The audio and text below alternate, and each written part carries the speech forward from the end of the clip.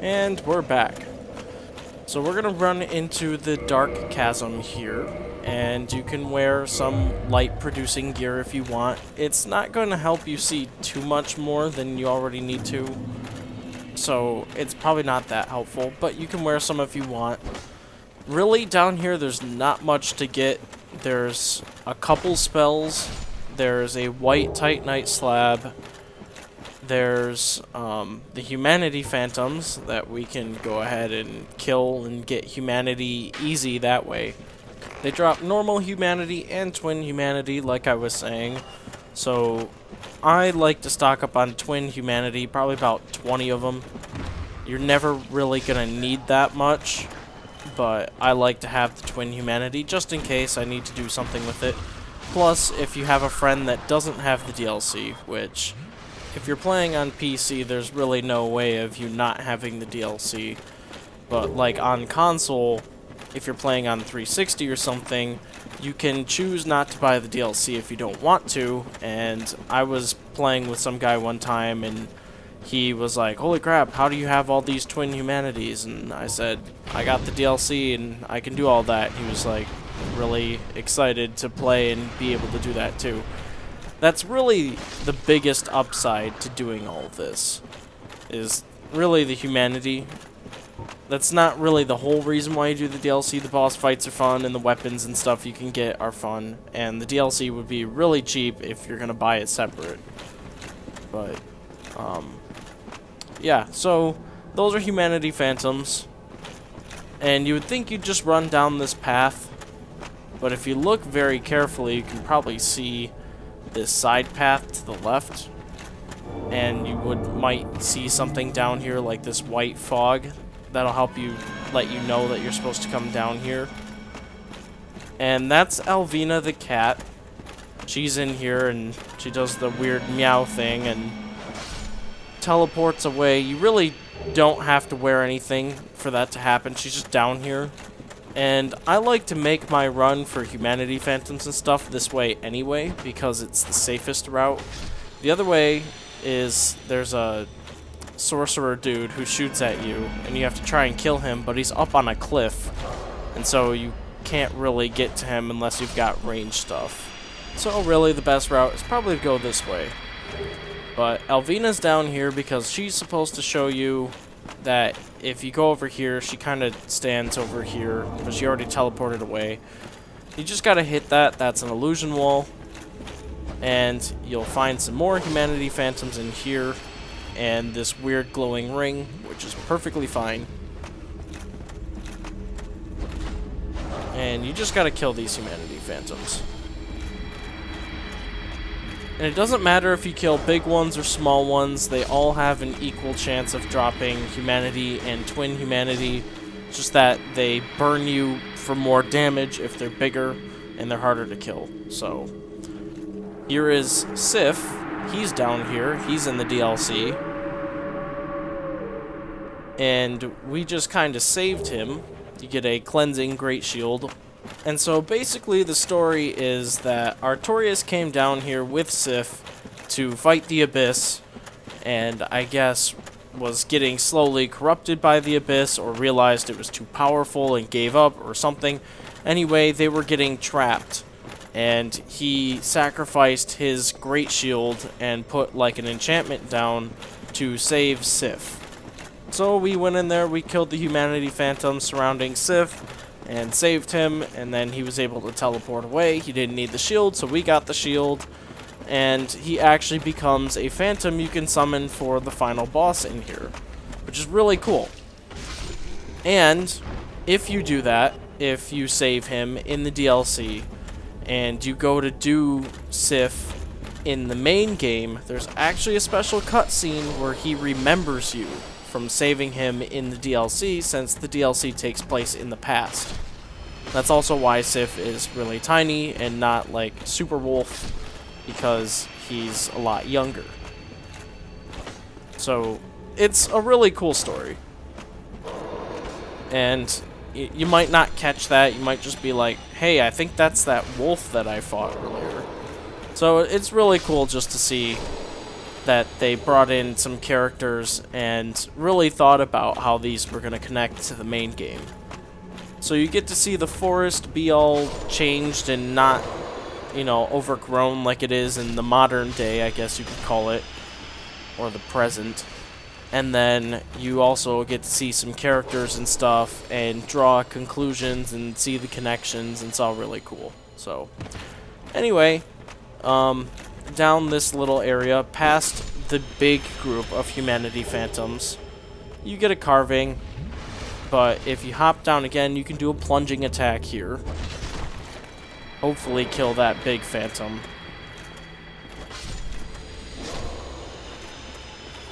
You get Black Flame here, which is a pyromancy that's supposed to use this kind of dark effect. Really what it does is that your flame will do fire and physical damage when you use it, but I think that makes it equivalent to Great Combustion, where Great Combustion is pure fire damage, Black Flame is physical and fire damage. But the benefit of it being physical damage is that you do like poise damage and stuff, or you do more poise damage or more stamina damage if they're blocking. So it's definitely useful in certain circumstances. So, you know, you might test it out sometime. It's probably more meant for PvP, but that's okay. So, if you run up the path, you'll see the sorcerer that we just killed. And we're actually going to go down this prism stone kind of lit walkway. It's a little curvy, so don't go too fast. I know I'm sprinting, but that's because I know the curves and stuff. If you don't and you just kind of sprint straight down, you'll fall off and die, and you don't want to do that. And you'll see a couple more humanity phantoms and this little spot on the right. We'll skip that for now. Go ahead and take care of these guys.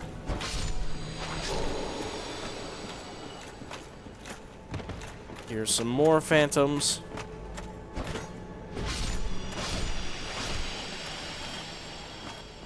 And they're guarding a soul of a hero. That's 10,000 souls. That's not bad. Now we'll go back into that other hallway. These guys probably wouldn't have bothered you, but I want to make sure that they're not going to bother me, because the last thing you need is to be trapped in tight spaces with these burning humanity phantoms. And you can already see how much humanity I've picked up just by running through here. So you really shouldn't have an issue with humanity once you get to this point. And so a lot of people, they get the DLC unlocked up to this point, and then they have humanity to play the rest of the game with and spend and do whatever they want to do with it, really. And this fog here is the final boss, so you can go ahead and attempt it if you want. We're not going to do that right now, though.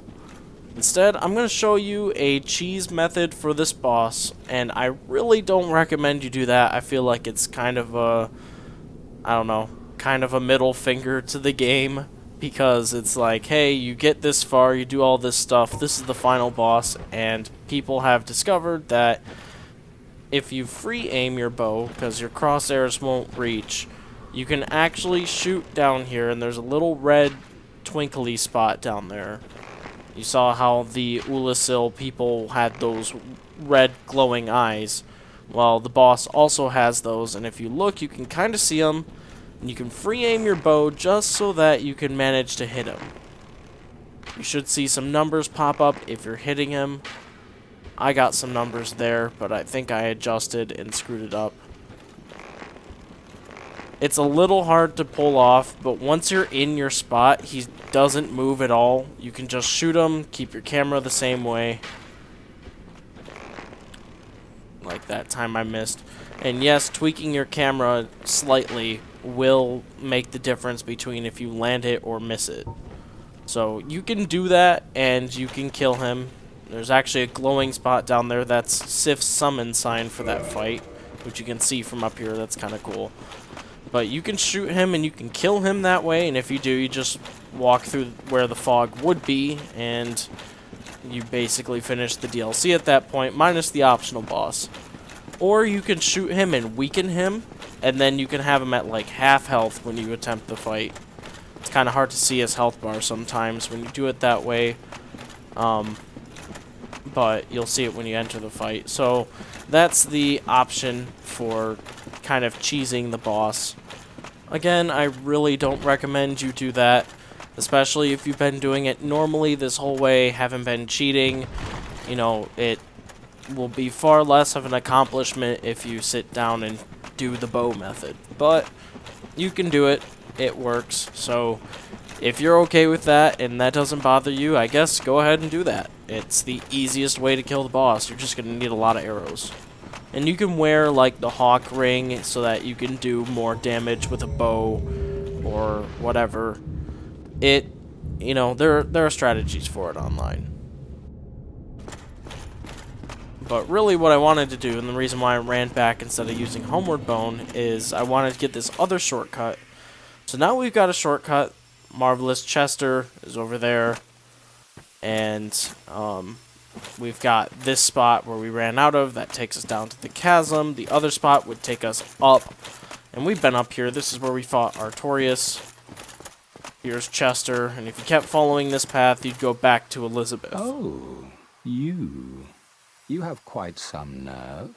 Or are you just thick? Fine then. What is it that you need?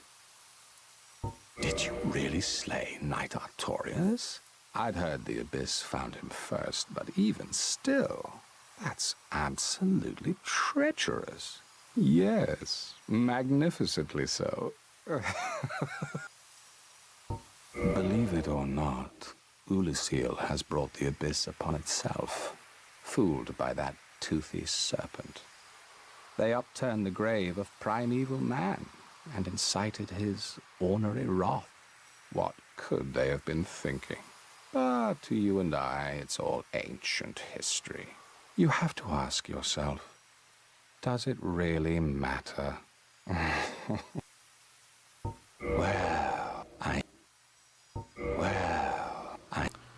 So you can talk to him, you can buy his stuff still. Nothing really changes. He just mentions, you know, you have the nerve to walk up to him after beating him. Which is kind of weird, but basically like, isn't this awkward for you? But you can go ahead and attack him. He doesn't have as much health, I don't think, as his phantom form. But you can attack him. For me, he's only doing that kick. And there's some crossbow stuff. Trying not to kick him off the edge. I really don't want that to happen. Because then I might have to reset and try to, like, get his gear to spawn up here. Or I can just sit back here and shoot him with an arrow or something. Like that. So you can pick up all his stuff. If you want to look like him, that's cool. And buy all his stuff. I really mean his armor. I think the crossbow he's using is the sniper crossbow, but you don't do the cool stuff that he does with it. So next on the list of wrapping things up here, this is the Lord's Blade Ciaran. You, is that not the soul of the man who fell on this spot? He was a dear friend. I wish to pay proper respect with that soul. Would you be willing to part with it? I would say no. Yes, of course. I must not be presumptuous. Artorias would not have approved. Basically, she's the assassin character. She's the owner of the Hornet Ring, so she uses daggers and has lighter armor and stuff. And, you know, that was her thing. So she's like the assassin, protector kind of character, knight character. And the Wolf Ring was Artorias, and the Hawk Ring was Hawkeye Goff, and Leo Ring was Ornstein. So, like I said, we're going to meet Hawkeye Goff. We already met Artorias, we already met Ornstein, and here's Ciaran. So, if you give her Artorias' soul, she'll give you her weapons. If you don't, you get to keep the soul, and then you can kill her and get her weapons and her gear. So you might as well just kill her, although she's going to be kind of difficult. She makes a little grave for Artorias, and, you know, whatnot. So I'm going to go ahead and attack her, get her stuff that way. That way you get Artorias' soul and her stuff. You humans, always taking what you please. Then I shall do the same. And yes, in her case, you can do some of those really cool attacks with her weapons if you have them. So if you're a light, agile, nimble build, you might like some of the movesets that you get with her weapons, which are gold and silver tracer. Actually, I think it's gold and dark silver tracer. And gold tracer is a like scimitar curved sword, and dark silver tracer is a dagger. And just for fun, we're gonna kill her using her own ring that does extra critical damage, because why not? I'm terrible at parrying because she just kind of sprinted into me for a second. No enemy would ever do that. But we'll get her eventually. How? You humans, my dear. 10,000 souls for killing her. And dark silver tracer, gold tracer, her stuff. And you get all that, and you get to keep his abyss, or Artorias' soul, which you can make the abyss greatsword out of. Which I think I'll do in the next video, not in this video, since it's already 2 parts. So, continuing with the whole Knights of Lord Gwyn, we're going to go up this path, and in kind of the dungeon-y area of Ulisil Township, in the dark area, not the chasm, but like the area before that, we ran around, there was a mimic down there, and we got a key called the Crest Key, and you use it here to unlock this tower. And this is Hawkeye Goth. He's huge. He's a giant, he's got an awesome bow, and he's the one doing the wood carvings. A visitor, have we? Thou must be the one who freed Artorias. An old friend he was. Thanks to thee, he left this world with honor intact. And here I am, retired and blind. Of little help to thee, I'm afraid. If thou seekest to explore this domain, be wary of a black dragon. I fear thee no match for this terrible beast. There's very little to be said. What good is a dog with no hairs to hunt? But I'm lucky to be alive, I suppose.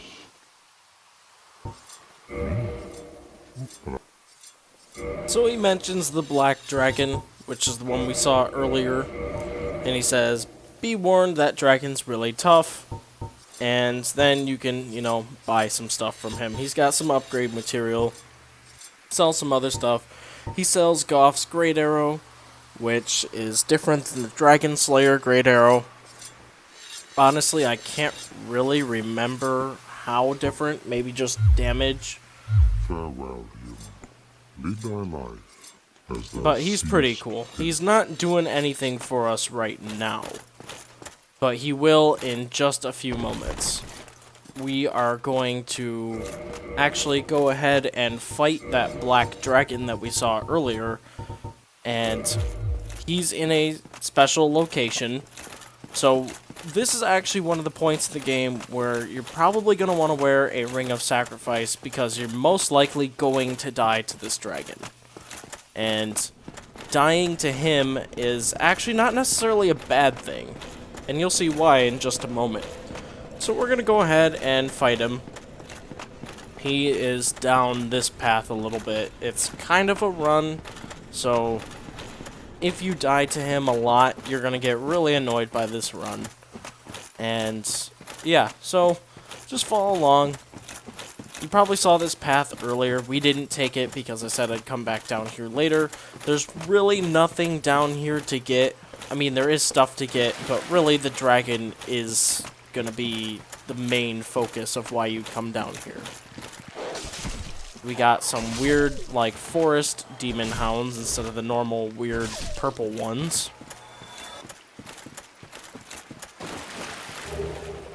Large soul of a brave warrior. What was that? I think like 8,000 souls. Maybe less than that. No, I think it's like 4,000. 5,000. I don't actually know. Don't quote me on that. But you've got like souls of soldiers, and then you've got like souls of warriors, and souls of knights, and souls of heroes. And then you've got like large versions of each one of those, or great versions of each one of those. And so it's really hard to know what those do exactly. And it's kind of weird. You'd think that they'd put like a value amount next to it, say, hey, this thing's worth 200 or whatever, but they don't, so it's really hard to know how much they actually do. Unless you look it up or something. But in this area, we are going to fight the dragon. Here he comes, flying through. There's actually a crystal lizard in here, which he just disappeared, I think. Actually, no, he's right there. Cool. So, crystal lizard, get some free Titanite, and you can follow this kind of stone stair-step down path instead of taking the ladder down. It really doesn't matter. We're gonna run out and try and get these items.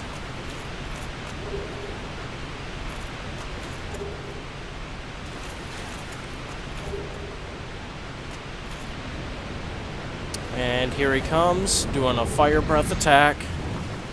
Does a ton of damage to you. But that's a sweep, and he flies away and really doesn't come back for a little while. And so you can watch, probably going to want to watch just in case he does come back. But over here under this waterfall is actually a Titanite slab. Which here he comes again. And I got burned twice and died. And I don't remember if I remembered to come and get the Titanite slab after the battle. So if I didn't, then go back there and check for that slab after we defeat him. And I forgot the rest of the bonfire, so we're all the way back here, which is fine. Because we can easily warp to Ulyssil Township, and that's, you know, really close to Hawkeye Goth.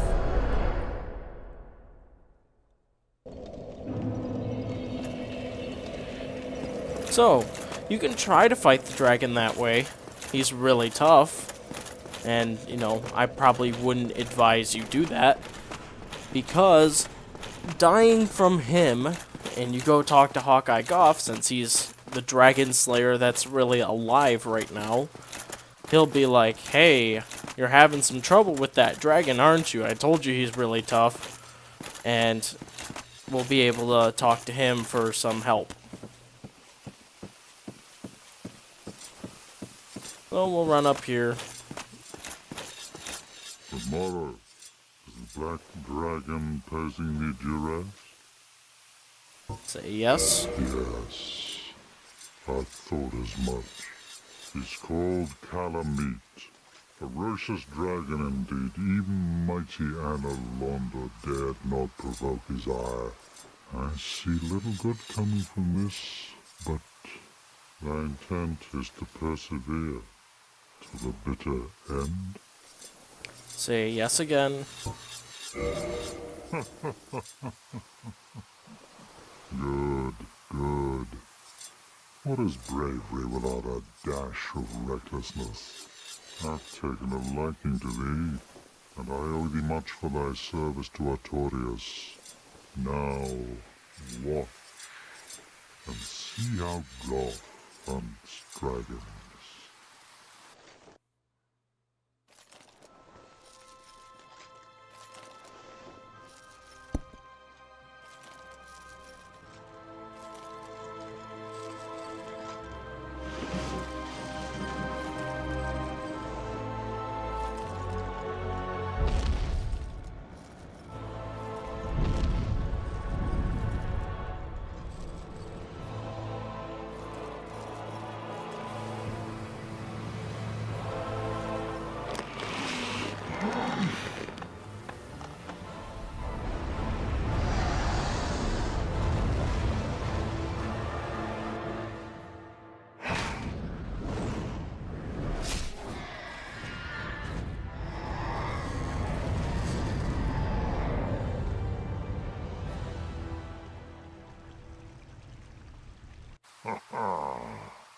Yes.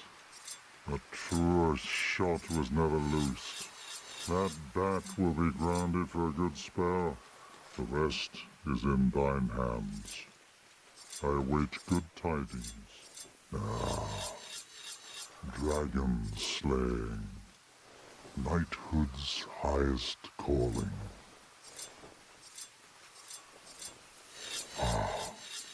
Hello there. What of Calamite? He is an ancient dragon. Skyward or no, he will not be put down easily. Dragons shall never be forgotten.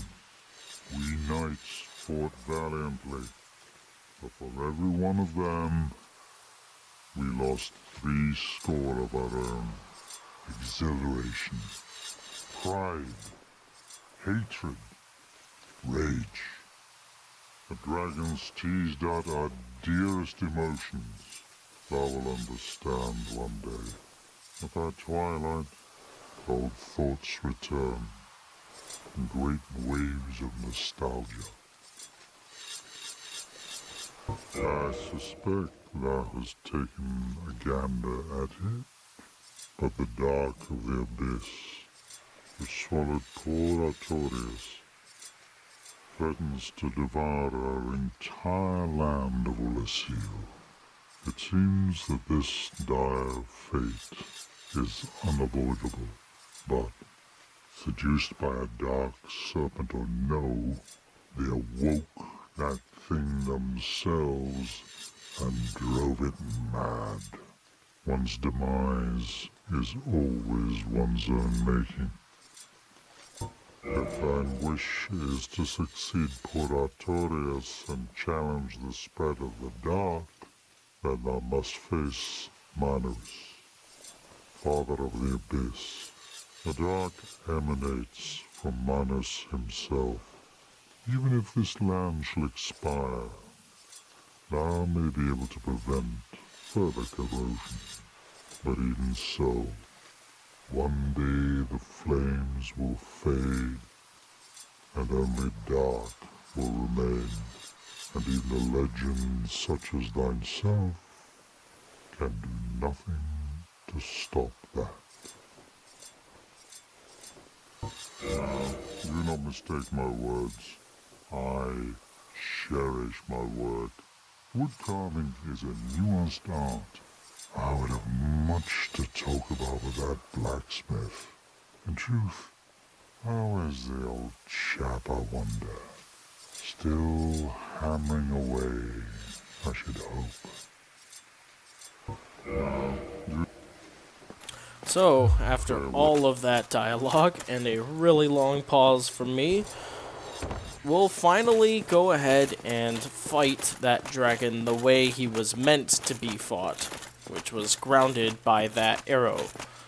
So he'll actually have a boss fog, and he'll be a lot easier than that whole flying fire breath attack, which is really cool. So, but yeah, Hawkeye Goff just laid down basically the entire story of this DLC with his dialogue. And so to sort of recap it, basically the people of Ulyssil were seduced into thinking that if they were to try and somehow seek power from the dark or the abyss, which is what Darkstalker Koth tells us to do in the base game after we defeat 4 kings, which we didn't do in this playthrough, so we didn't see that. But if you chose that, you've talked to him and he tells you that. But basically they were told, hey, you can get great power if you do this. And they did it, and what ended up happening is they pissed off this thing, Manus, father of the abyss, who just basically started emanating dark abyss around him, and it expands outward and corrupts everything it touches. And so it changed them, it basically ruined their lives, ruined their city, ruined Artorias, and all of that And so it's their own undoing that caused basically all of this to happen.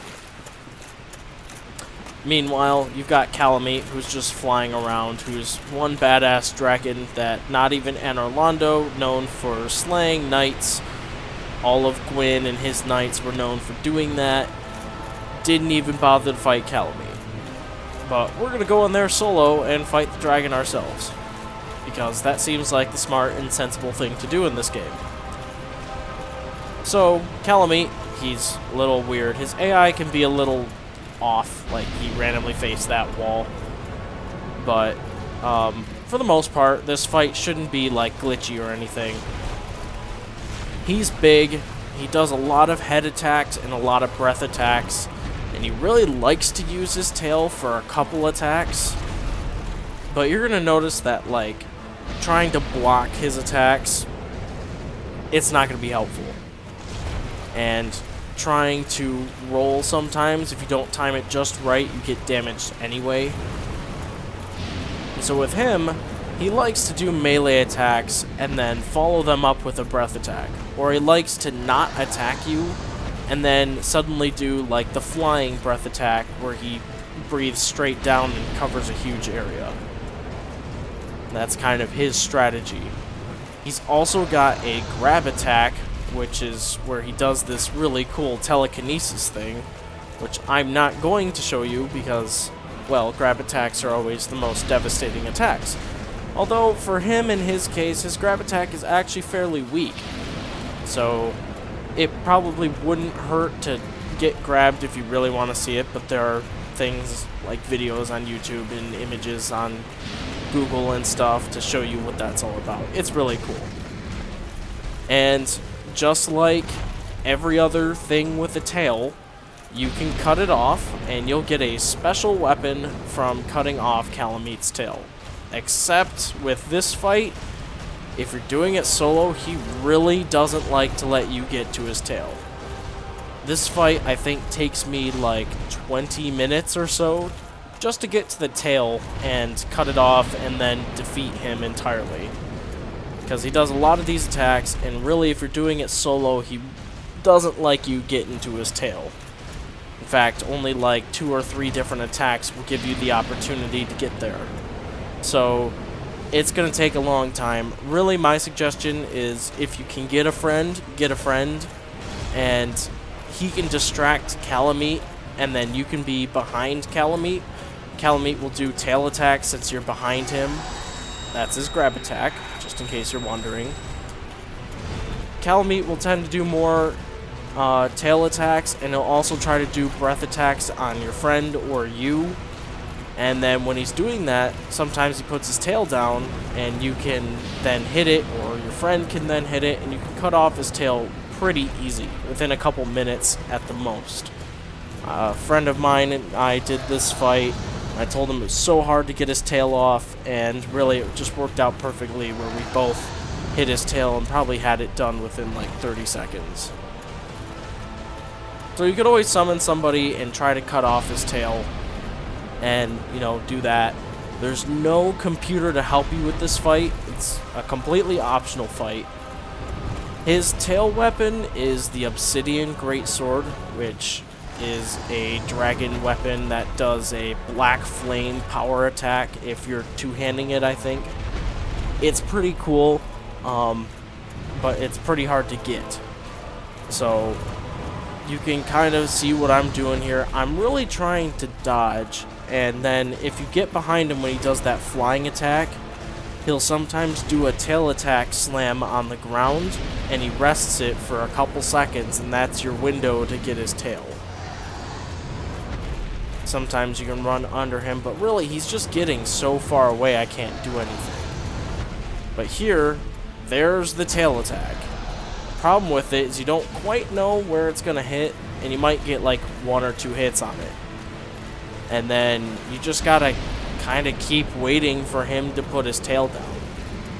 If he sits back on his hind legs and breathes down on you with his black flame, then that's sometimes a good move to do that with.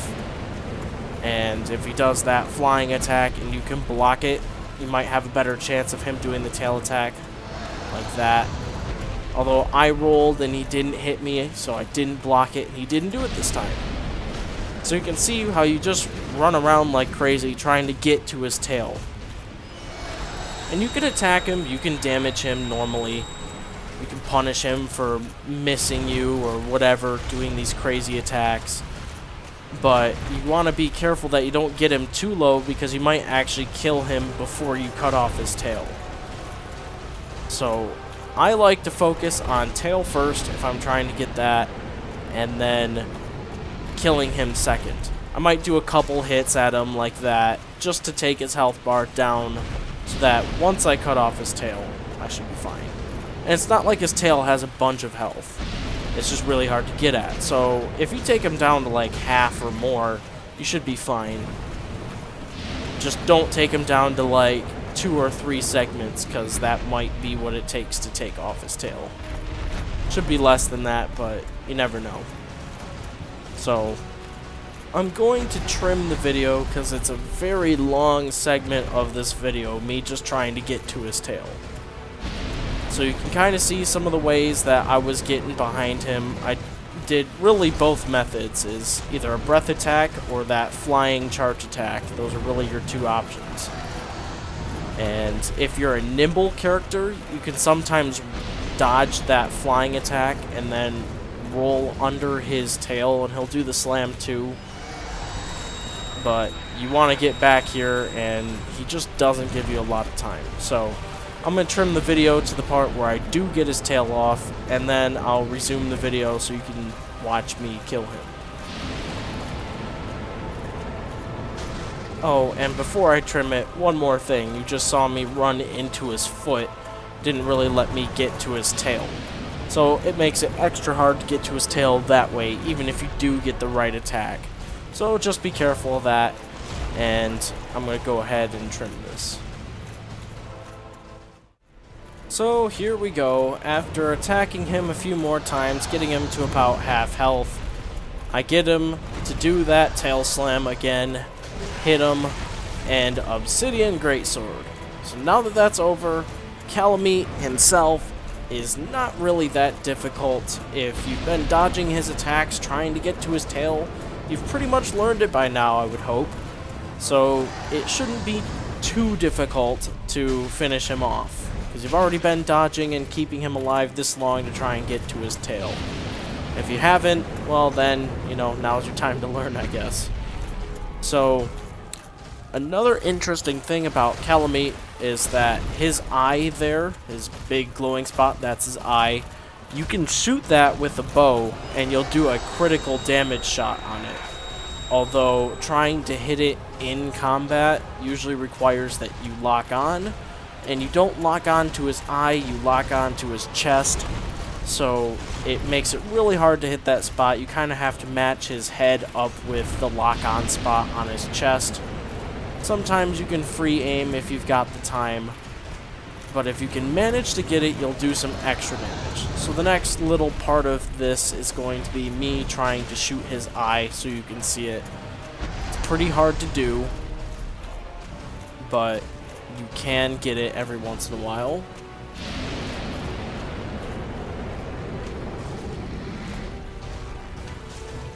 That was close.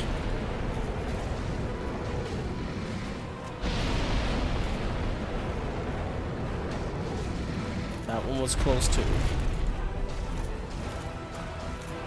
And really, if you want to kill him with a bow and arrow, you totally can, because it's not too difficult to just back up and fire.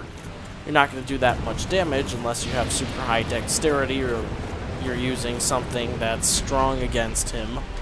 So he does tend to dodge sometimes, and you can do like kind of critical damage with your bow if he's doing that dodge. I saw the little flash and I did 98 instead of 70. I'm really trying to get this bow shot on his eye because it's pretty cool that you can do that, and I guess if you're good enough with a bow, you can probably kill him that way. I'm just attacking him with my sword because it's not going to do super damage or anything, so I'm not going to kill him with the eye shot. It'd be cool if I could, but chances are I'll kill him before I even make it, unless I try getting the eye shot some more now. So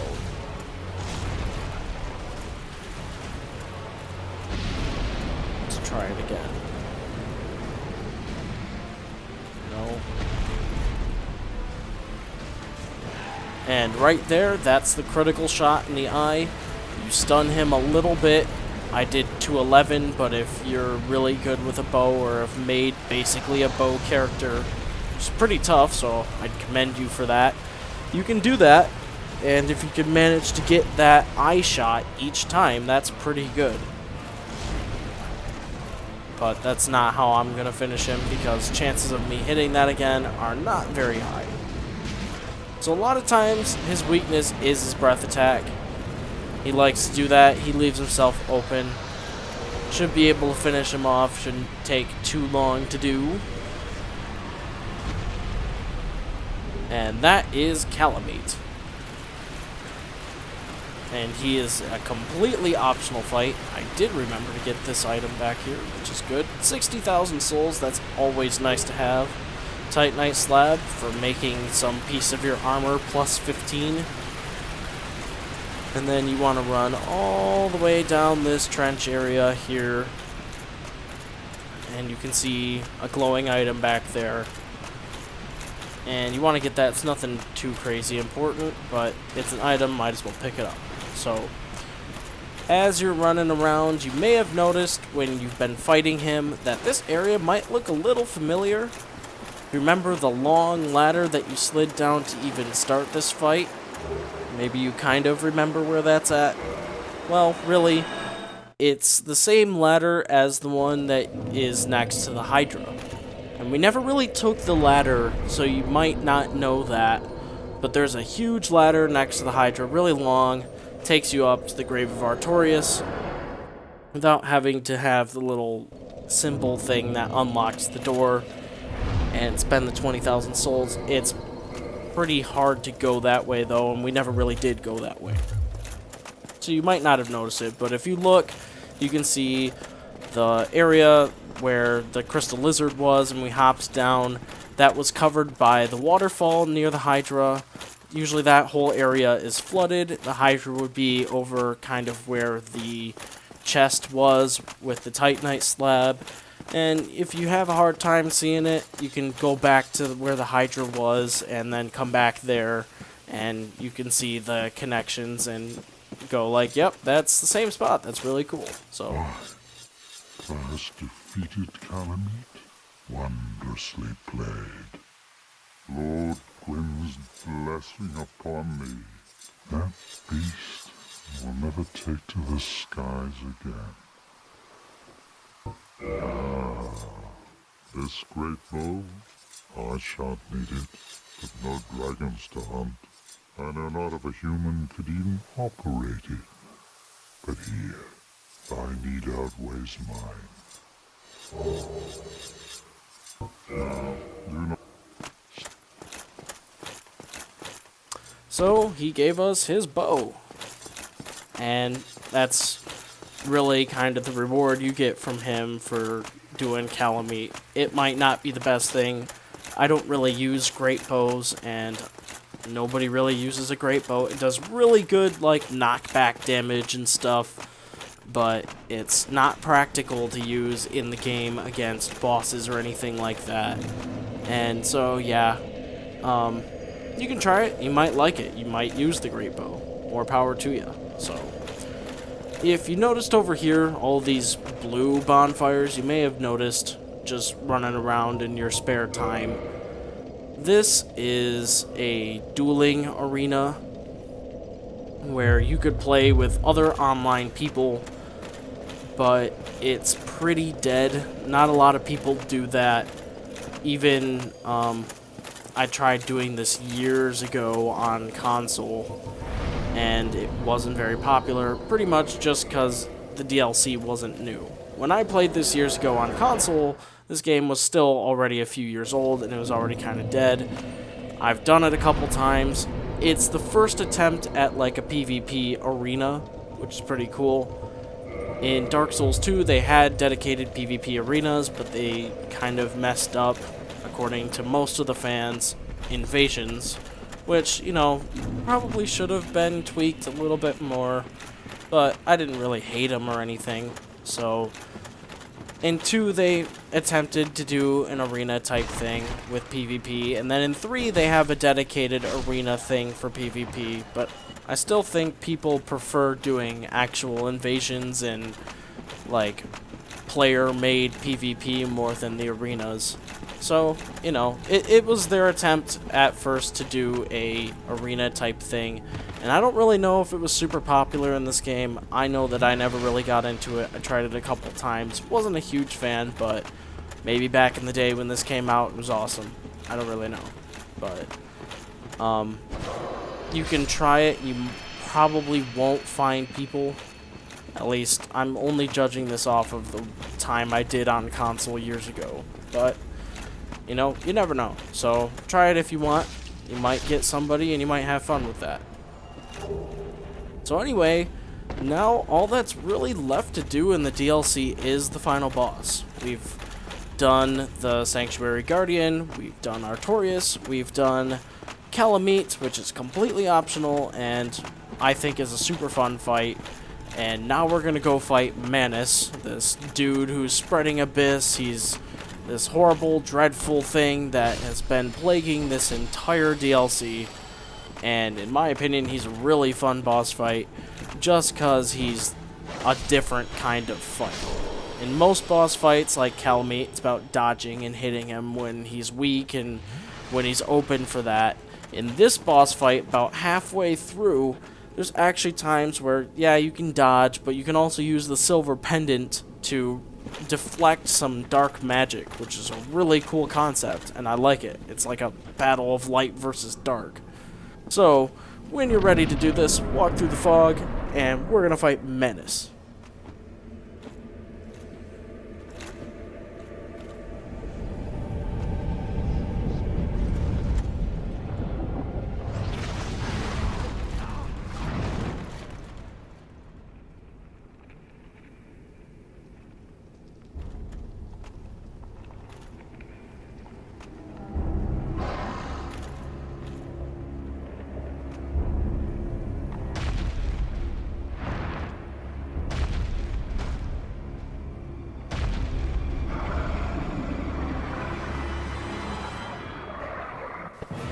So, first thing with Manus is he's very aggressive. He's going to come charging straight at you, and you're not going to know what to do. You're going to probably freak out a little bit. You're like, he's doing jump attacks, he's thrashing around. What do I do? And somewhere down here in the actual arena is Sif that you can summon for this fight to help. But, again, it's really hard to find out where because you're getting thrashed at the whole time. So you might stumble across him. Just check the kind of outskirts of the arena, if you want to call it that. You should run into his sign eventually if you really need help. I never memorized where he was because it was just hard because I was too busy getting beat. But you can summon him, he'll help out for the fight. Oh, actually, right there. It's right there. So however you want to put that in respect to where we fell in, Sif is right there. He showed up there for a second, and I could go back and summon him, but I'm not really gonna. So, yes, Manus, super aggressive, and I'm already down at super low health, but that's just basically knowing when to time your healing is going to be beneficial. And he's very punishing. I got caught in one of his chain attacks because I got greedy with a hit. So don't get overly greedy. Do like a couple hits and then roll away. Really, probably one hit is safest. At this point, your character should hopefully not be super weak or anything to him. Really, it depends on how well you can take physical damage. So if you're wearing armor, this is not going to be too bad for you. But he always does that roar and then does like a 6 or 7 chain combo like that. that combo is going to absolutely wreck your health bar. If you're a sorcerer, if you're an archer, if you're a pyromancer or cleric or whatever, this fight's probably going to be pretty hard for you because it's more meant, I feel, for a warrior type class. Just because he does so much physical damage. So, really the trick with Manus is never assuming that you're going to be safe from his attack. Sometimes his big swirly arm will extend really far, sometimes it doesn't extend far at all. You just have to assume that you need to dodge it. And maybe during his big chain attack, you can try and shoot arrows like I was. You can see his arm is reaching really far, sometimes it doesn't. So it's about learning some of his attacks and watching out for that. Like, that's a short range slam, but sometimes he does one that's really long and it's hard to tell what the difference is between them. But at about half health, Manus is going to do some dark magic. So get used to the physical damage part and the physical attacks because it's going to change at around half health. He has a phase 2, if you want to call it that. And he's really like the first boss in the game to do a phase 2 where he changes his attacks. Artorias powered up, and that's kind of a phase 2. But this boss is pretty much the first one to do like this. And it's super sweet. You can do this silver pendant to reflect these dark attacks. And he does do more attacks than just this. I don't know why he keeps doing that. Probably because we're pretty far away. So you're going to want to switch between healing and your silver pendant. Probably in phase 2, you're going to want to have your silver pendant out and only switch to healing if you're almost dead.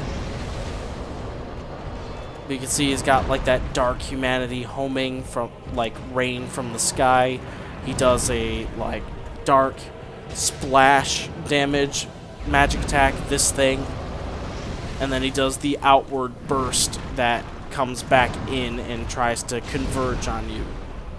Those are his 3 attacks. And now at this point, I'm, low on health. I switched to my Estus Flask. I healed. And now I'm back to my silver pendant just to make sure, just in case he does dark magic, I've got a basically foolproof way of getting out of those situations.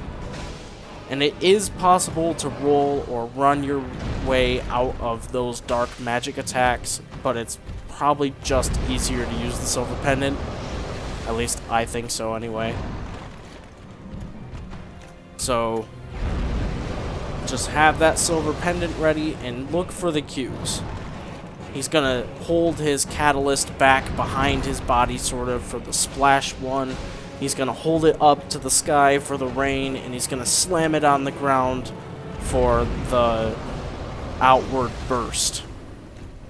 So look for those cues and watch for his melee attacks. The closer you are, the more melee he's gonna do, but that doesn't stop him from doing dark magic either, so just always be on the lookout for it. Probably it's easier for him to stick to his melee attacks for you.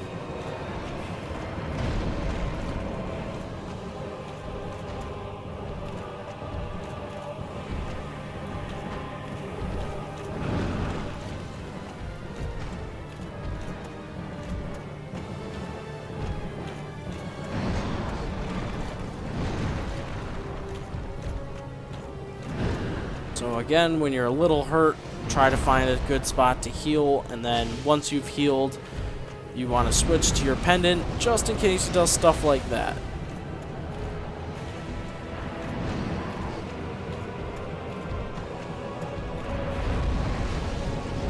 Here's the rain. It's always best to just try and do like 3 light bursts, maybe even a 4th if you have the time. Because those little rain humanity things will still fall after a little while. If you do just 2, you can get hit by one if you're not careful. So always be safe. Try to do 3 if you can. 2 is probably safest in terms of him not attacking you. So it's a risk-reward thing. You might cast a 3rd, but he might hit you. Or you might cast 2, but then get hit with the dark magic. It really depends on how devastating he is to you, depending on what types of attacks you're defending against. That jump attack is always kind of tricky to dodge. I usually get hit by it, but thankfully it doesn't do too much damage. You can try maybe doing pyromancy or something against him, like I did. That was normal fireball, wasn't that great. I definitely wouldn't recommend using like Power Within like I have, or anything that's going to make you weaker. You don't want that for this fight because it's just going to make it tougher. If you have Sif probably won't make it through the fight just because of how aggressive Manus is, and Sif can't really dodge that well. So he'll be a nice distraction, but Manus will also be a little tougher because of it. So Manus is down. You get the Soul of Manus. And Dusk is down on the ground, laying there. You also get 10 humanity and 60,000 souls from Manus. She's crying on the ground. She doesn't do anything but cry or shiver or whatever you want to call that. And there's bonfire down here, just like if it was Seath or the Bed of Chaos or something. It's basically a boss room bonfire. And now we have completely done the DLC. I actually did miss one spot with some loot that I'll come back to in the next video. I'll take care of that. But in terms of bosses and story, there's really not much more to do, since Elizabeth, the mushroom lady, asked you to go find Dusk and save her. It's probably best that you go back to her and report back to her. She'll just give you some stuff, but nothing really major happens. Thou hast rescued Princess Dusk and rid us of that terrible primeval human, even halting the spread of the abyss. I salute the grandeur of thine enterprise. Please allow me to express my gratitude. I thank thee, as do we all. I will remember thee, but I will keep thy story to myself. This is the best way, for thou art come from a time far ahead. No one will sing thy praises, but yet thy greatness shall live on, for it shall be my purpose to remember all thou hast done for us. Was thine eye glancing hither? Thou needst not hide thy wonder. I am a mushroom, after all.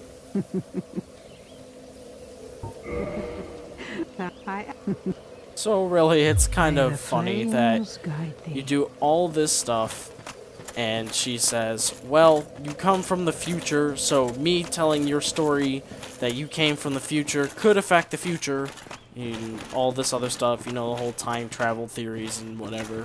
So she's really not going to tell your story. You're going to be unknown, but everybody's grateful for your help.